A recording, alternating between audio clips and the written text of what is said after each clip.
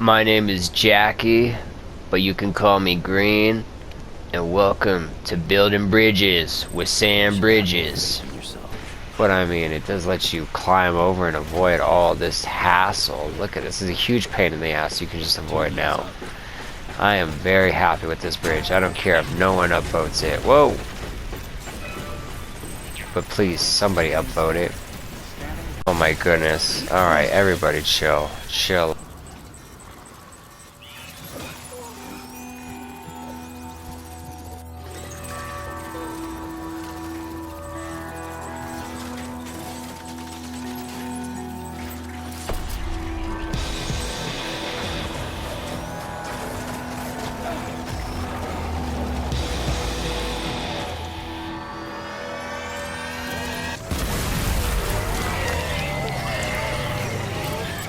You don't need to have more faith in yourself, you need to build more bridges.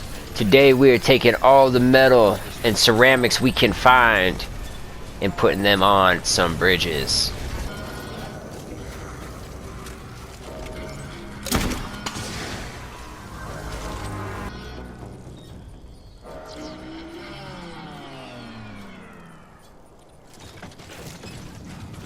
The idea of building a battery right here where it overlaps. This way people can, repair their cargo containers while they're charging their battery. It's pretty genius. Let's go upgrade this too. This way it's got a wider range. We need to go steal some metal from those damn mules. See how they like it. So as I was saying, I'm very excited about the Dead Rising remake. It looks to be really faithful to the original game. I will say that I'm pretty hesitant usually when a game gets announced right before it comes out. Maybe people have known about the Dead Rising remake for a while, but for me, I just heard about it pretty much like last week. And to find out that it's coming out this September is, well, the last time I got a game that was announced and released so quickly, it was Fallout 4, and I was extremely disappointed with that. Now, to be fair, when Fallout 4 came out, I was probably maybe about 18 or 19 years old, still really young.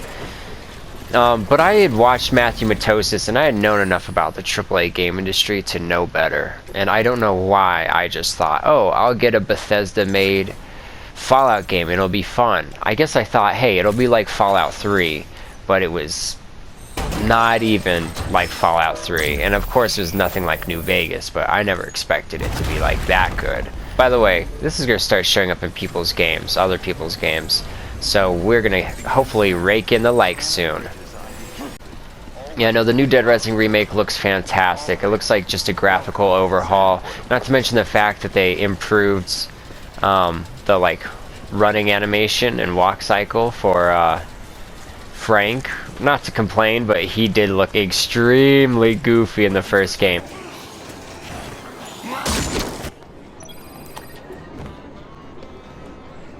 Frank clearly was not mocapped, and a lot of animations in that game are, just obviously not motion capped, which is fine. I'm not saying the game needs to be motion capped, but when you're dealing with new technology at the turn of like a new console generation, like the 360, that kind of stuff can show its age. We are going to pick this up. I don't want that stuff to be lost. And this rocket launcher, we can pick that up and just throw that on one of these, old school style, like the pioneers used to. Watch this jump. Yo! I was gonna say Lulu always loves that. I'm waiting for the applause. So since we completed the game, obviously, we get to change the color of our suit. You should be able to change the color of your suit throughout the game. That's a huge missed opportunity and very stupid. Dumb Kojima. I don't care what the reasoning is. It's not good. You should be able to change the colors, and it has nothing to do with the cutscenes being pre-rendered because it shows your hat and your glasses and everything else, so it's clearly not like pre-rendered. I know it seems like I have a lot of chiral crystals, but that's because when I go through an area with BTs, normally what I'll do is I will put my stuff in a PO box, or I will come back later and I will sneak through and kill all the BTs. Everyone knows that if you get grabbed by a BT and like a whale or a lion comes out, and you defeat it, that the BTs disappear for a while. But if you stealth through and kill them all, they stay out of that area for much longer, unless it's an area where they're scripted to reappear, or you know, are doing a mission where they're scripted to reappear. But yeah, there's lots of like, so like here, there's lots of places where you can clear out the BTs and they'll stay gone for like genuinely like over an hour, which is fantastic, because if you're like me, you'll probably be running around the map back and forth. I guess I'm walking right past this, I might as well pick it up. I really want to get the you know, what's funny is I've been playing a little bit of the first Prince of Persia game with my roommate on the PlayStation 2, and it's the first time I've ever played it. Before, all I ever played was Warrior Within. And this game, the first Prince of Persia, Sands of Time or whatever it's called, in my opinion, you know, on the PS2, is much better than Warrior Within. I think it's amazing, and it's super fun. And I was just talking while we were playing, I was like, man, I really want to play Beyond Good and Evil. Maybe I should look it up on eBay and try to get a copy. And then all of a sudden I went through the PlayStation Store and Beyond Good and Evil just got remastered. In fact, was it the 360? I think I played it years and years ago on the 360 when I lived with my little brother, and yeah, it's kind of bittersweet to me. I'm excited to see Death Stranding 2, especially if Sam quit being a porter. I wonder what the gameplay is going to be like now. I'm assuming that you play as Sam again, because you still have Norman Reedus. Oh man, Beyond Good and Evil 1, I am so excited to play on the channel. It's one of those games where, and it's funny because it's one of my favorite games. It's up there with Dead Rising, Silent Hill 2, BioShock. It's that good. And it's funny because BioShock like changed the way I thought about stories in video games. So it was like, you know, very like meta-textual about how like the player really doesn't have any control over the story outcome in a game, which is true, and even if they do have some control, it's always limited by the developer. But anyways, what I'm trying to say is BioShock has an amazing story. That's why it's one of my favorite games, and why as a young person, like as a young man, it really changed my whole like concept of what a game could be. Up to that point, I was playing games like Red Dead Revolver, and then all of a sudden BioShock came along and I played it, and I like kind of skipped through. I didn't really care about listening to the dialogue. I genuinely remember my first time playing it, I was like, this really isn't as good as Halo, until I got to the point where you get the shotgun. That's such a stupid thing to think, like, because I loved Halo 1 and 2, and I can't remember if 3 was out by that point. I don't think so. I think it came out like a year later. But well, the story is, I'm comparing BioShock to Halo as like a little kid in middle school, because I was like in 7th grade. And then all of a sudden, when you get to the end, and they literally are saying like, hey, there's this big huge twist, you haven't been paying attention the whole time, I was like, whoa. And of course I played games a lot back then, like replayed them. So that's what you did with that kind of content, the way it was designed. And you know, when you're a kid, your free time is different.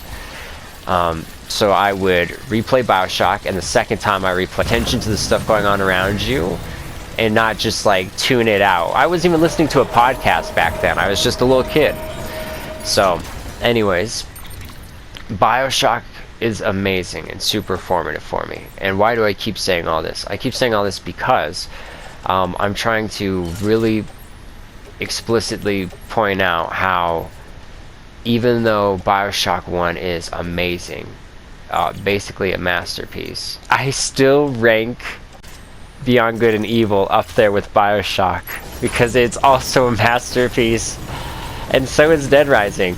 Not all video games are masterpieces because they have like a twist that literally opens your mind to ludonarrative dissonance and stuff, right? Sometimes a game is a masterpiece because of how it makes you feel, or because of how fun it is. So in the case of Beyond Good and Evil, how it makes you feel when you play it, you know? I don't know why it's a cult classic. Maybe it's a nostalgia thing. You know, it came out in 2003. I didn't play it though until I was an adult, like well into my 20s. I want to say at the oldest I was probably like maybe 23 when I played and beat it. I ended up playing a lot of air quotes what are now retro games. So like Jack and Daxter, Beyond Good and Evil, Ratchet and Clank. I ended up playing those much later because I didn't really play PlayStation when I was young. We were an Xbox family. Also, let's jump. Yo! Yeah, damn, we're good.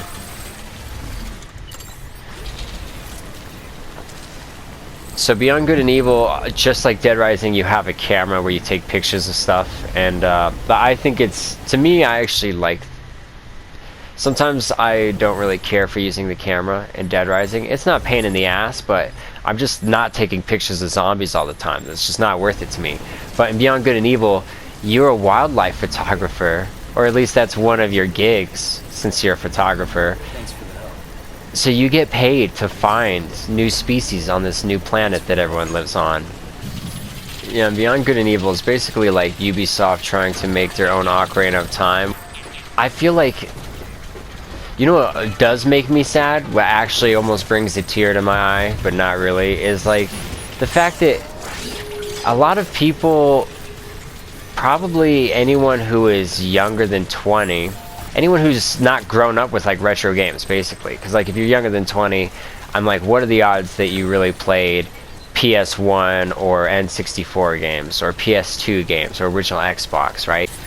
Ubisoft wasn't always known the same, and same with EA. Ubisoft and EA weren't always known to be like trash companies. Now, obviously, my perspective is coming from enjoying these things as a young adult or a child, which, you know, means that I might remember things incorrectly.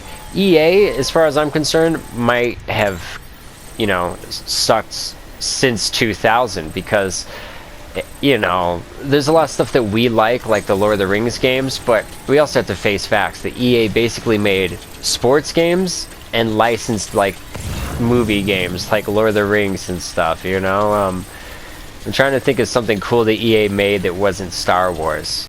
But Ubisoft, man, Ubisoft really used to make like Rayman, Beyond Good and Evil, Prince of Persia, and it's like you could be like, oh well, Prince of Persia Sands of Time was just a reboot of the first Prince of Persia, but it's like, yeah, but it brought it from 2D to 3D. It completely changed the game. You would have to be ignorant or playing ignorant to act like the Prince of Persia reboot in like 2003 or 4 or whatever wasn't insanely better than, not insanely better, but completely different from the original game. Yeah, Ubisoft used to make some crazy stuff. Did Ubisoft publish Saboteur? I feel like they made some pretty good games for a while, and like maybe to the mid 2000s to like 2008 before they really started slipping. Like, I thought Saboteur was great when I was younger. I didn't think it was that good, but now as an adult, after I played it, like as a grown adult, you realize, oh, this game just has like 3 intros. Once you get past them on the game starts, it's fucking awesome. It is so fun. I love it. I love Saboteur. Alright, this thing here is stuck. We're going to bring it up this little ramp if we can. There we go. Yeah, Saboteur was great, and I played that a couple years ago, maybe 2 or 3 years ago. I'm trying to think. And it was so enjoyable.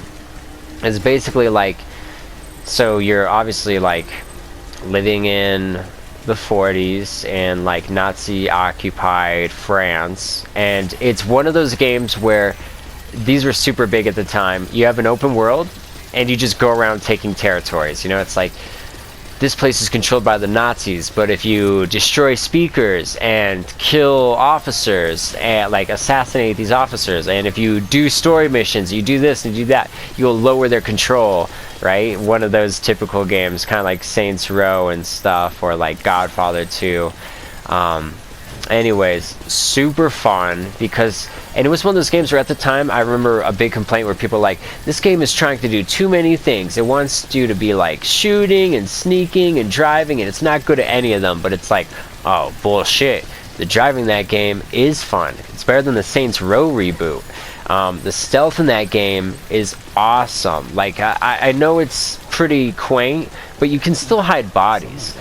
And you can take disguises. It's got more depth to it than most modern stealth games. Like, I love Rise of the Tomb Raider, but in that game, you can't even hide bodies. How is it a stealth game? She should at least be able to drag them. Imagine how cool it would be if she could drag bodies through snow, and it would leave like a trail, and guards would follow it, you know? She could set up ambushes that way. Whoa, shit. Hakuna Matata. A bridge. Not a bridge. It's not a bridge. Alright, alright, alright. Let's get trucking.